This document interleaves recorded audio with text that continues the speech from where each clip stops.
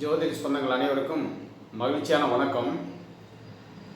நம்ம இந்த வீடியோவில் என்ன பார்க்கலாம் அப்படின்னா, அதாவது ஒவ்வொருத்தரும் வாழ்க்கையில் மிக மிக முக்கியமாக கடைபிடிக்க வேண்டிய விஷயத்தில் இது ஒன்று.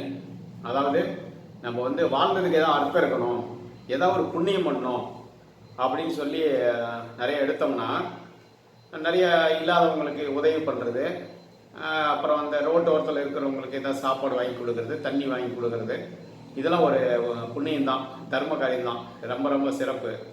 இருந்தாலும் நான் சொல்கிற இந்த விஷயம் ரொம்ப ரொம்ப முக்கியமானது. ஒவ்வொருத்தரும் கடைபிடிங்க. அதாவது ஒவ்வொருத்தரும் பிறந்த நட்சத்திரத்திற்கு ஒரு விருட்சம் இருக்குது. விருட்சம்னா மரம், அதான் மரம் செடின்னு சொல்லுவாங்கன்னு வச்சுங்களேன். அந்த செடியை வச்சு தண்ணி ஊற்றி வளர்த்துறது அவ்வளோ ஒரு சிறப்பாக இருக்கும்.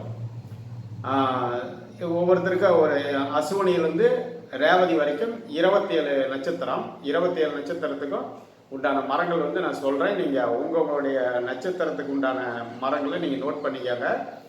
நர்சரியில் கிடைக்கும், நீங்கள் வாங்கிக்கலாம். அடுத்து அந்த ஒவ்வொருத்தருக்கும் இந்த பண கஷ்டம், வருமானம் சரியாக இல்லை, இப்படியெல்லாம் சில பேர் யோசிச்சுட்டு இருப்பாங்க. அப்போ அவங்க என்ன பண்ணணும் அப்படின்னா, அவங்க ஜென்ம நட்சத்திரத்துக்கு 2வது நட்சத்திரத்தை இயக்கணும். அப்போ 2வது நட்சத்திரத்தை இயக்கிறது அப்படின்னா, உதாரணமாக ஒருத்தர் அசுவனி நட்சத்திரத்தில் பிறந்திருக்காங்க அப்படின்னா, அவங்க பரணி நட்சத்திரத்தை இயக்கணும். அப்போ அந்த பரணி நட்சத்திரத்தை எப்படி சார் இயக்கிறது அப்படின்னு கேட்டால், அதை அந்த பரணிக்கு உண்டான செடியை வச்சு தண்ணி ஊற்றி வளர்த்துறது. அது வளர்த்தும் போது நல்லா பெரிய வெளிச்சமாக வளர்ந்துருச்சுன்னா உங்களுக்கு ரொம்ப ரொம்ப சிறப்பு. இது ரொம்ப ரொம்ப மிக மிக முக்கியமான நிகழ்வு, ஒவ்வொருத்தரோட வாழ்க்கையிலும் செய்யணும். இதே தான் நம்ம முன்னோர்கள் அந்த பார்த்தீங்கன்னா அந்த வள்ளல் பாரின்னு சொல்லுவாங்க. அவர் அந்த முல்லை கொடிக்கு அவர் அப்படியே போயிட்டு இருக்கிறப்ப அந்த கொடி படறதுக்கு எதுவும் இல்லாமல் ரொம்ப சிரமப்பட்டுக்கிட்டு இருந்திருக்குது. தன்னுடைய தேரையே அதுக்கு பக்கத்தில் நிறுத்தி அந்த கொடியை அந்த தேர் மேலே படற விட்டாரு. அப்போ அவரும் ஒரு தாவரத்துக்கு ஒரு நல்ல விஷயத்தை தான் பண்ணியிருக்காரு. அப்போ இது தொன்று பெரியவங்களாம் அதை ரெகுலராக பண்ணிட்டு தான் இருக்காங்க. அதை நாம தான் நாளடைவில் அதை பெருசாக எடுத்துக்கிறது இல்லைன்னு வச்சுங்களேன். அதனால் இந்த மாதிரி செடிகளுக்கு தண்ணி ஊற்றுறது ரொம்ப ஒரு புண்ணியம். செடி வளர்த்துறது, அதை விருட்சம்னு சொல்லுவாங்க. இதை விருட்சத்தை வளர்த்தும் போது நம்மளுடைய வம்சம் விருத்தி ஆகும். இதுதான் ரொம்ப சிறப்பு. அப்போ ஒவ்வொரு நட்சத்திரமும் நான் சொல்கிறேன், என்னென்ன இது நோட் பண்ணிக்கோங்க. அசுவனி நட்சத்திரத்துக்கு எட்டி மரம்னு சொல்லுவாங்க. அது ஒரு மருத்துவம், மூலிகை மருத்துவம் சார்ந்த மரம். இது வீட்டுக்கு பக்கத்தில் வைக்கக்கூடாது. உங்கள் ஊருக்கு பக்கத்தில் ஏதாவது பொது இடம் அல்லது கோயில், இந்த மாதிரியான இடத்துல வச்சு வளர்த்துறது, அல்லது ஆல்ரெடி அந்த மரம் இருந்ததுன்னா அதுக்கு தண்ணி ஊற்றி வளர்த்துறது ரொம்ப ரொம்ப சிறப்பு. அடுத்தது பரணி நட்சத்திரம். இதுக்கு நெல்லி செடி சொல்லுவாங்க. நர்சரியில் கேட்டால் கொடுப்பாங்க நெல்லி செடின்னு. அதை அது வீட்டுக்கு பக்கத்தில் வச்சு வளர்த்தலாம். கோயில், பொது இடம், இந்த மாதிரி இடத்துல வளர்த்தலாம். கரெக்டாக அந்த நட்சத்திரம் வர அன்னைக்கு வைக்கணும். அதுதான் இதில் இருக்கிற சூட்சுமை. அதாவது நெல்லி செடி வைக்கிறாங்கன்னா பரணி நட்சத்திரம் அன்னைக்கு வைக்கணும், அதுதான் சூட்சமம். அப்போ பரணி நட்சத்திரம் அன்னைக்கு நெல்லிக்கடி வைக்கிறது. கிருத்திகை நட்சத்திரம் அன்னைக்கு அத்திப்பழம், அத்தி மரம்னு சொல்லுவாங்க பார்த்தீங்களா, அதனால அந்த அத்தி மரம் வைக்கிறது. ரோகிணி நட்சத்திரத்துக்கு நாவல் மரம். மிருக சீரிச நட்சத்திரத்துக்கு கருங்காலி, இதுதான் இந்த கருங்காலி மரம் சொல்லுவாங்கன்னு வச்சுங்களேன். கருங்காலி மாலை, கருங்காலி இது மணி போட்டுக்கிறது, இதெல்லாம் இந்த மிருக சீரிச நட்சத்திரத்தோட அதிபதி தான் அந்த அந்த விருட்சத்தோட இதுதான் கருங்காலின்னு வச்சுங்களேன். அடுத்தது திருவாதிரை நட்சத்திரம். திருவாதிரை நட்சத்திரத்துக்கு செங்கருங்காலின்னு சொல்லுவாங்க. அது மிருக சீரிஸுக்கு கருப்பாக இருக்கும், கருங்கருங்காலி. இதுக்கு செங்கருங்காலின்னு சொல்லுவாங்க. அடுத்து புனர்பூசம் மூங்கில். பூசம் அரச மரம். ஆயில்யம் புன்னை மரம், புன்னை மரம்னு சொல்லுவாங்க, அதுதான் ஆயில்யம். மகத்துக்கு ஆலமரம். அடுத்தது பூரம், பலாமரம். உத்தரத்துக்கு அரளி, அந்த அரளி செடின்னு சொல்லுவாங்க, அரளி அது. அடுத்தது அஸ்த நட்சத்திரத்துக்கு அத்தி மரம் வைக்கலாம், வேள மரமும் வைக்கலாம். இது ரெண்டுமே சிறப்பு தான் அஸ்தத்துக்கு.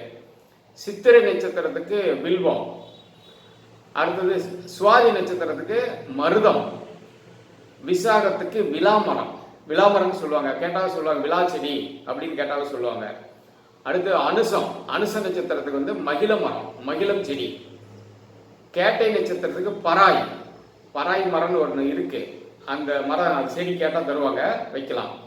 அடுத்தது மூலம், மூலத்துக்கு வந்து மராமரம், அது ஒரு செடி தான், மரமாக விரிச்சமாக வளரக்கூடியது மராமரம். அடுத்து பூராடம் வந்து வஞ்சி மரம்னு சொல்லுவாங்க, அந்த வஞ்சி மரத்தை செடியை வந்து வாங்கி வைக்கிறது சிறப்பு. உத்திராடத்துக்கு பலா, திருவோணத்துக்கு வந்து எருக்கு சொல்லுவாங்க.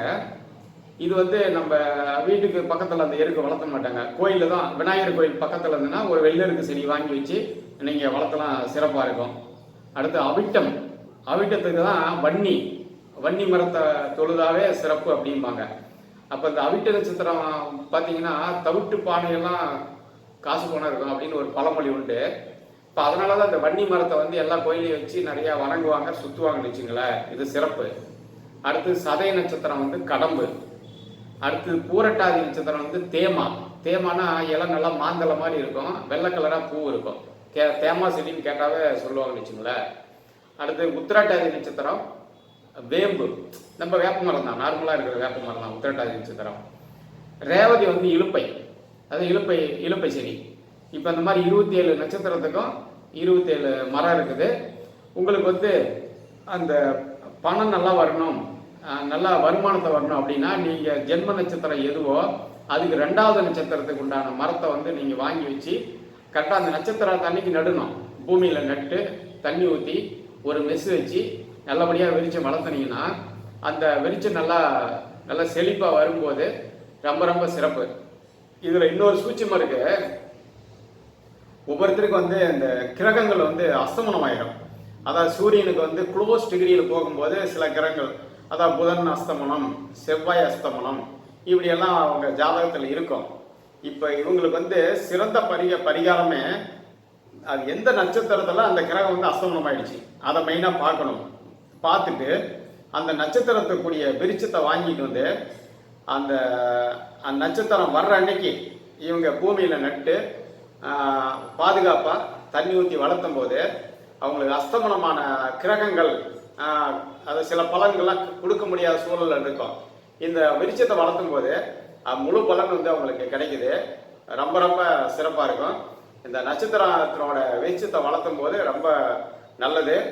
சப்போஸ் எங்கெல்லாம் நாங்கள் ரொம்ப டவுனில் குடியிருக்கிறோங்க, எங்கள் வீட்டை சுற்றி இடமே இல்லை, நாங்கள் அந்த மாதிரிலாம் வைக்க முடியாது அப்படின்னா சில கோயில்களில் வந்து அந்த நட்சத்திரத்துக்கு உண்டான மரங்கள் வச்சுருக்காங்க. அந்த மரத்துக்காக தண்ணி ஊற்றுங்க, உங்கள் ஏதோ ஒரு குடத்துல பைப்பில் பிடிச்சி குடத்துல நீங்கள் போகிற அன்னைக்கு ஊற்றுங்க, ரொம்ப ரொம்ப சிறப்பாக இருக்கும். இந்த நட்சத்திரத்தின் விருட்சம் வளர்த்தும் போது உங்களுடைய குடும்பமும் உங்களுடைய வம்சமும் அந்த எப்படி அந்த மரம் நல்லா விருட்சமாக வளர்ந்து பல கிளைகளை விட்டு பல காய்களை கொடுத்து விருத்தியாகுது, அதுபோல் வந்து அந்த செடியை வளர்த்துற உங்களோட குடும்பமும் ரொம்ப ரொம்ப விருத்தியாகும். வாழ்த்துக்கள். ஓமுருகா ஜோதிடாலயா எம் பழனியப்பன். நன்றி. வாழ்க வளமுடன்.